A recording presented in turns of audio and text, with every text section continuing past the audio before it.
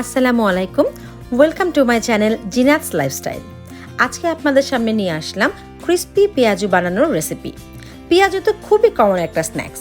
এটা যে শুধু আমরা রমজানে খাই তা কিন্তু না, পেঁয়াজু কিন্তু আমরা সারা বছরই বিকালের স্ন্যাক্স হিসাবে খেতে অনেক পছন্দ করি। এটা খুবই সহজ এবং সবাই বানাতে পারে, কিন্তু তারপরেও অনেকে বানালে দেখা যায় যে কিছুক্ষণ পরে এটা আর ক্রিস্পি থাকে না। আর সবচেয়ে বড় যেটা প্রবলেম, অনেকেই কমপ্লেন করে ভেতরে তেল ঢুকে যায়। তো সেই সব সমস্যার সমাধান নিয়েই আমার আজকের এই আয়োজন, বিশেষ করে তোমরা যারা নতুন সংসার করছো তোমাদের জন্য। তাহলে আমরা মূল রেসিপিতে চলে যাই, কিভাবে আমরা ঘরে বসে হোটেলের মতো ক্রিস্পি পেঁয়াজু বানাবো। ক্রিস্পি পেঁয়াজু বানাতে আমার যা যা লাগবে, আমি এখানে নিয়ে নিয়েছি 1 কাপ পরিমাণ মসুরের ডাল। আমি কিন্তু খেসারির ডাল দেইনি, যারা যারা খেসারির ডাল পছন্দ করেন তারা দিতে পারেন। আমি খেসারির ডাল পছন্দ করি না, তাই আমি শুধু মসুরের ডাল দিয়ে বানাবো। ডালটাকে আমি কলের নিচে নিয়ে ভালো করে কচলে কচলে 4-5 বারের মতো পরিষ্কার করে নিয়েছি, যতক্ষণ না পর্যন্ত পরিষ্কার পানি না বের হয়।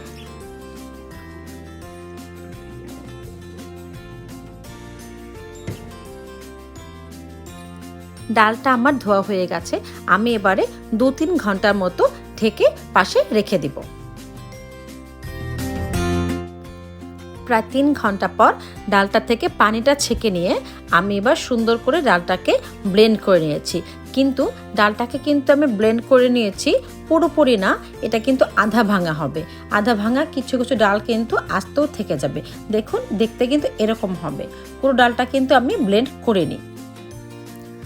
পেঁয়াজু ভাজতে আমার যা যা লাগবে, আমি নিয়ে নিয়েছি এখানে 1.5 টেবিল চামচ বেসন, 1 টেবিল চামচ কর্নস্টার্চ পেঁয়াজুটাকে ক্রিস্পি করতে, এবং লবণ পরিমাণ মতো, 3-4টা নিয়েছি কাঁচামরিচ, 1/4 চা চামচ হলুদের গুঁড়া, 1 চা চামচ মরিচের গুঁড়া এবং 1/4 চা চামচ জিরার গুঁড়া, এবং সবশেষে আদা কুচি দিয়েছি আমি 1 টেবিল চামচ।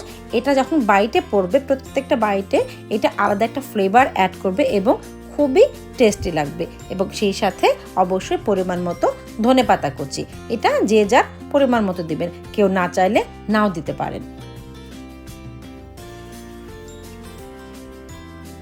ডাল বাটাটার সাথে আমি সব মশলাগুলো অ্যাড করে নিলাম। এবারে দিয়ে দেবো আমাদের মেইন ইনগ্রেডিয়েন্টস, আমাদের পেঁয়াজ কুচি। সে হচ্ছে এই রেসিপির রানী, কারণ রাজা হচ্ছে দেশ শাসন করে আর রানী রাজাকে শাসন করে, তাই রানী হচ্ছে সবচেয়ে বেশি ক্ষমতাধর। তাহলে পেঁয়াজু রেসিপির জন্য রানী হচ্ছে সবচেয়ে বেশি ক্ষমতাধর এবং সবচেয়ে ইম্পর্টেন্ট।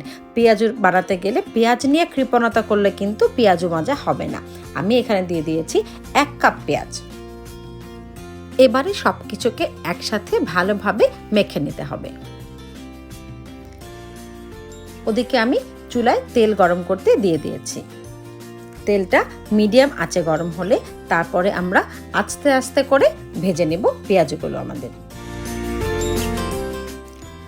আমার তেলটা গরম হয়ে গিয়েছে, আমি এখন তার মধ্যে একে একে ছেড়ে দিচ্ছি পেঁয়াজগুলো। পেঁয়াজগুলোকে হাতে করে সুন্দর করে একটু চাপ দিয়ে তারপর দিতে হবে, তাতে করে একটু আঙুলের ছাপটাও পড়ে এবং খুলেও যায় না। আর এখানে যে একটু একটু খুলে যাচ্ছে, এতে করে কোনো সমস্যা নেই, এটুকু খুলবেই।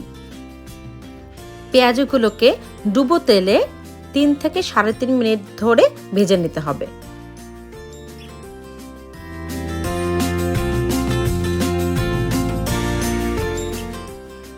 মনে রাখতে হবে, পেঁয়াজগুলো কিন্তু তেলে দেওয়ার সাথে সাথেই উল্টানো যাবে না। একটা পাশ একটু রং ধরে আসলে তারপর উল্টিয়ে দিতে হবে।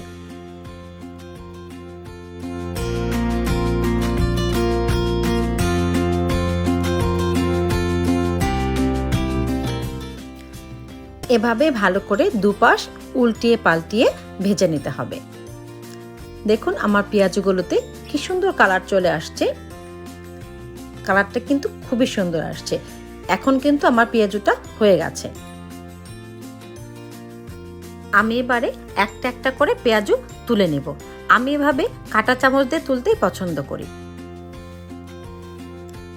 পেঁয়াজগুলো এভাবে আস্তে আস্তে করে যদি ভেজে নেই সময় নিয়ে একটু, তাহলে কিন্তু পেঁয়াজগুলো ক্রিস্পি হবে। এভাবে আমি আর এক ব্যাচ পেঁয়াজু ভেজে নেব। তারপর আমি চেষ্টা করব আপনাদেরকে আমার পেঁয়াজু ভাজার শব্দটা বোঝানোর জন্য যে পেঁয়াজুগুলো কতখানি ক্রিস্পি হয়েছে। পেঁয়াজগুলো ভেজে নিয়ে আসলাম। দেখুন কালারটা কত সুন্দর আসছে এবং দেখে বোঝা যাচ্ছে যে পেঁয়াজগুলো কতখানি ক্রিস্পি হয়েছে। পেঁয়াজ তো টেবিলে নিয়ে আসার সাথে সাথে পেঁয়াজগুলো হাতে হাতে শেষ হয়ে যায়।